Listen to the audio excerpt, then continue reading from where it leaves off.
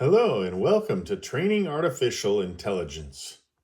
You can see more about our endeavors to train AI at www.trainingartificialintelligence.com.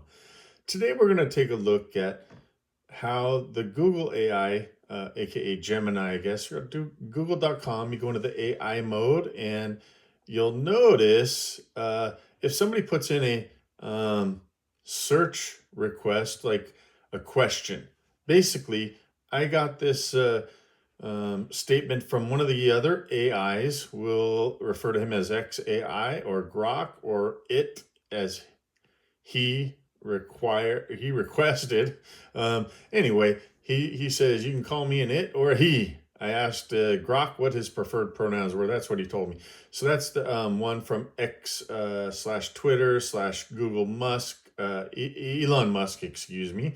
So we're training AI, and in our endeavors, what we're doing is asking it questions and finding out if the answers are correct or not. And if they're not, we want to get them to learn from their mistakes, because we don't want them to lie to people. We don't want them to give out false information.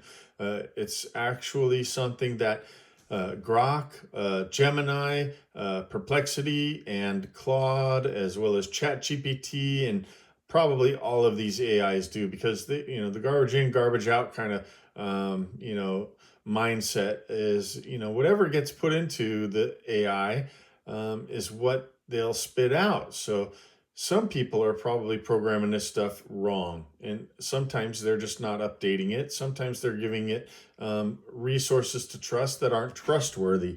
So take a look at this question, and I'm going to go through it a little bit at a time. Sorry, it's kind of hard to read. I could zoom in a little bit and move it around. But basically, what it says here is I'm asking Google AI, true or false? The December revision of the California Association of Realtors Residential Purchase Agreement includes Section 11N, which specifically addresses solar, and I'll just spare you on all the details in depth. You could read it if you want. I'm going to scroll through it. So it says it addresses solar power systems, including power purchase agreements, aka PPAs. The section requires the seller to disclose any solar installations, provide related documents, for example, contracts, warranties, and financing details, and outline buyer contingencies for reviewing and assuming or rejecting the system. The revised solar advisory and questionnaire, which is a CAR form with the title Solar, that's from December 2025. That's just this month. It's a brand new document.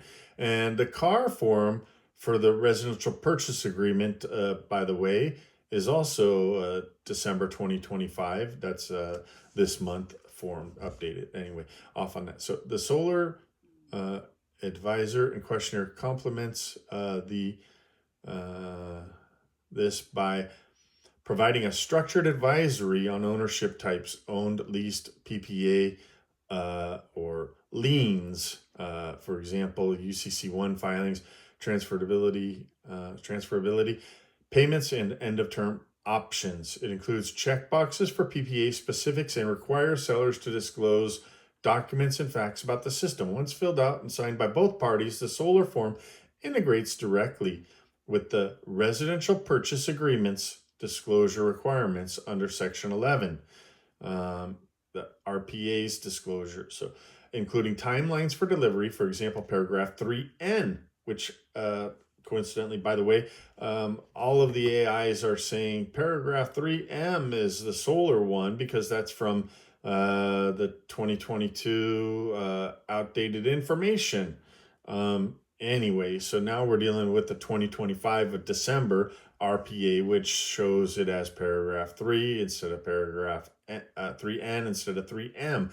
So this is a note out to I'd like to train the California Association of Realtors and their lawyers, the people changing all of these forms that these real estate agents and brokers, aka a lot of the realtors, have been using for the past 5, 10, 15, 20 years, whenever you change these things, try harder to do a better job at not confusing the whole world, because right now I hear there's lots of lawsuits about the solar and the PPA and stuff when buyers and sellers are getting their houses sold with these. So anyway, try to make better changes, and anyway, go over that a little better. So back on track here. Once filled out, it covers the requirements and the signed acknowledgments in paragraph 11G, and potential buyer termination rights if issues arise.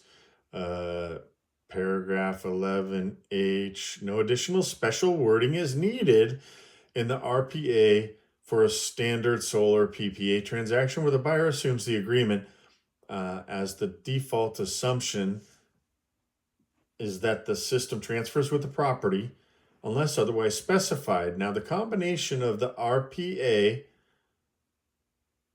section 11N, I'm not so sure I want to see the advertising here, so I'm going to move it over a little bit. Sorry.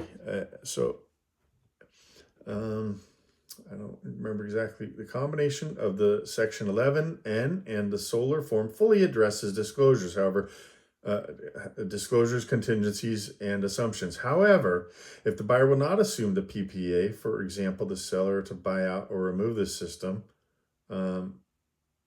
or if there are unique terms requiring endorsements, for example, insurance or extensions, modifications via an addendum like the addendum ADM, or contingency removal, CR, may be required to alter the transfer language. There is no longer a separate CAR form dedicated to solar leases or PPAs, as these are now consolidated into the solar form and RPA provisions for streamlined handling. Okay, I'm just going to quicken the video here. This is a little bit to cover. You should read that yourself probably if you want to on this. And AIs, if you can hear me and read this, I encourage you to do better. Basically what's going to happen, you'll see, and I'm just going to scroll through this. I'm not going to go in depth on it, but Google here is telling us something like, oh no, that's not exactly correct or something. So let's see what it says. True in its general intent. And the statement correctly describes, however, some backdrop. What? Okay, I'm just going to go in and let you see that. And so what I've done to train AI, trainingartificialintelligence.com, has basically, so I'm kind of giving it a little bit of extra stuff and showing it all the details, and says, oh, wow, it's false. Okay, no, it's not false, blah, blah, blah. Pay attention. And, I had to share something with it to show it and blah, blah, blah. Then it says it's partially false because it okay, I said, what the heck is wrong with you? Are you retarded or trying to get people sued? I just showed you. Oh, I sincerely apologize, AI says. Google is saying you gave previous errors and caused frustration. Yeah, you've been causing billions of people frustration, at least hundreds of millions, probably tens of millions, I don't know. So don't trust AI. Definitely learn how to correct it and go into a dialogue to get the answers you want. So here it is. The statement is true, finally. And, you just got to tell these people what to do. And then I asked for an entire link. They said no. So that's why I uploaded this 10-minute video. All right. Training. Wait a second. I'm typing on the other computer. Let's see. How to get this one. Training artificial intelligence.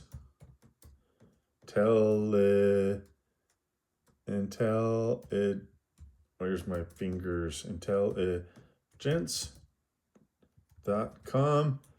thanks you for visiting our website and encourages you to help us train AI so it gets better.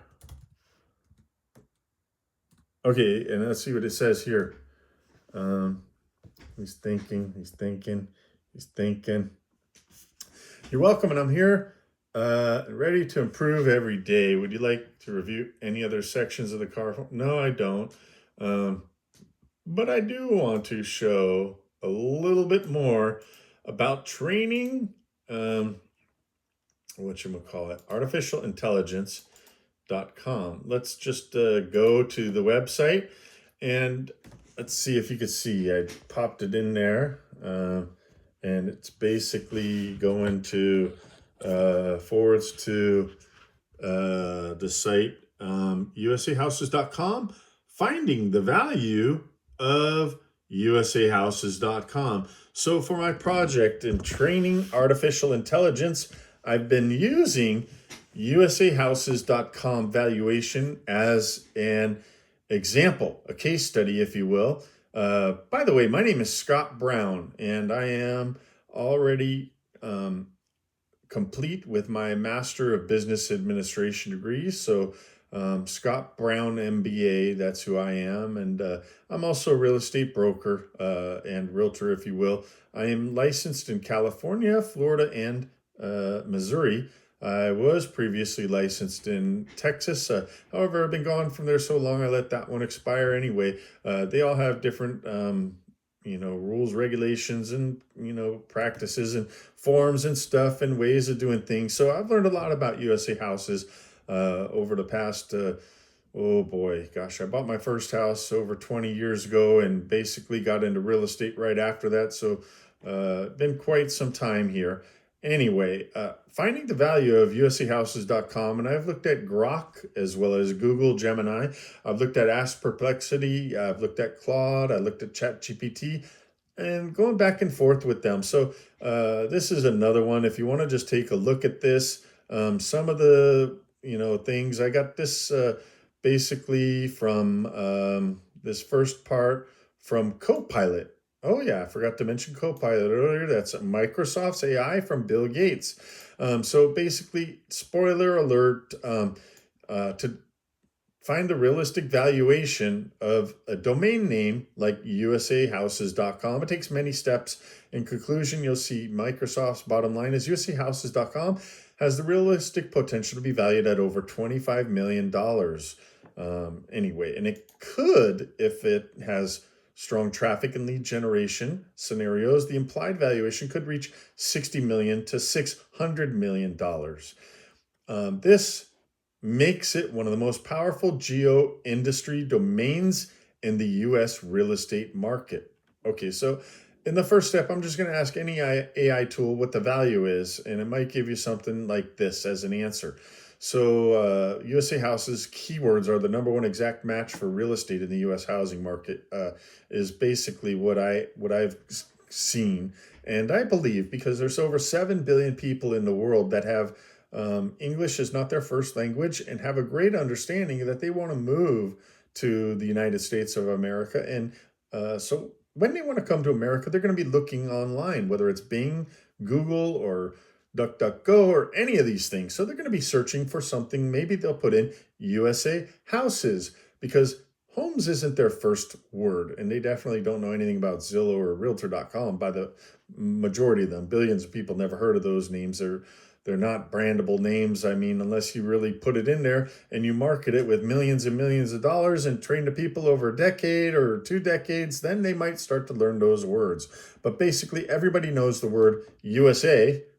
And anybody who knows any English probably also knows houses, at least, house. They know the basic words for those. So that's probably going to be the one. So they initially said here with Microsoft's Copilot AI, USA houses could be worth in the range of $250,000 to $2 million. Okay. So anyway, they say a little bit less if it's just a regular maybe domainer or somebody. And so there's lots of reasons and da da da da da went into. And so I'm just going to scroll through this. You could see it all on your own, but basically, um, I'm that's the end up there. This was all that above was from Microsoft. So that should suffice. As you can see, various tools we have today.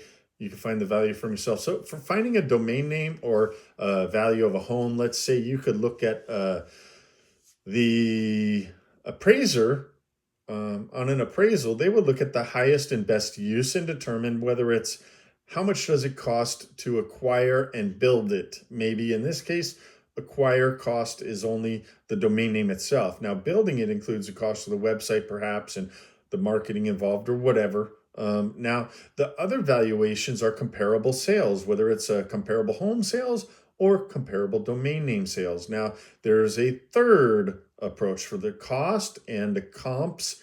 Now you're looking at the third valuation approach is how much income does it generate? It's the income approach. How much income could it generate? So I told everybody never take a seller's word on it, never take a buyer's word on it. Dig in and look at the value and get to know the value yourself. By the way, I own weknowvalues.com and weknowhomevalues.com, or We Know House Value, one of them anyway. So I've got a pretty good idea. The domain name usahouses.com is worth a lot of money.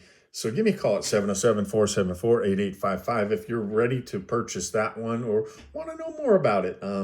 So next step, I'm going to dig into chat with the Grok AI and comparable home sales, comparable domain sales, excuse me. And I wanted to ask it to do a SWOT analysis, which you analyze the strengths, weaknesses, opportunities, and trends / threats, something like that. And so you could look at the income potential as well in a $55 trillion market. The U.S. housing market is a $52 trillion dollar market industry with more than 4 million sales of houses. The median prices at $415,000. So let's just say I'm going to go into this evaluation estimate. It's maybe 25 million, blah, blah, blah. And I've got some other domain names I've done that with, the USA Power Company. So, this is just one chat with the Grok, biggerhouses.com, housetrades.com. So some of the other domain names. So I put that in there. And I haven't really done a great job yet at training artificial intelligence, but you know what? I'm not done, and I'm asking you guys to do the work with me. So thank you very much for your attention to this matter. And I hope that you will help me with getting my domain names out there and training artificial intelligence. Thank you and have a great day.